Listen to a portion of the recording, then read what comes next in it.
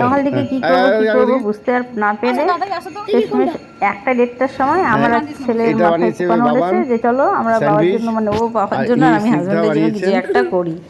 তো আমি করলাম ব্রেড পাকোড়া আর ছেলে করেছে স্যান্ডউইচ। তো স্যান্ডউইচটাতে ছিল লেটুস পাতা, শসা, টমেটো আর বিট লবণ, ব্ল্যাক পেপার এসব দিয়ে গার্নিশ করা ছিল, মিওনিজ ছিল। তো ওটা সত্যি খুব সুন্দর হয়েছিল। আর একটু টমেটো সস দিয়ে পরে স্মাইল করেছিল। আর আমি করেছিলাম ব্রেড পাকোড়া।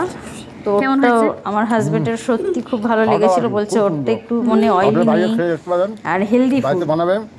সত্যি ওটা আমার ছেলেরটা সত্যি খুব সুন্দর হয়েছিল। আর ছেলে নিজে বানিয়েছিল, আমি একটু হেল্প করিনি। আর এটা আমি বানিয়েছিলাম ব্রেড পাকোড়া ধনেপাতার চাটনি দিয়ে আর মিওনিজ দিয়ে এটা সার্ভ করেছিলাম। তো এটা ওর খুব ভালো লেগেছে, কিন্তু ওই যে অয়েলি ফুড খাবে না। তো যাই হোক, খুব ভালো হয়েছে।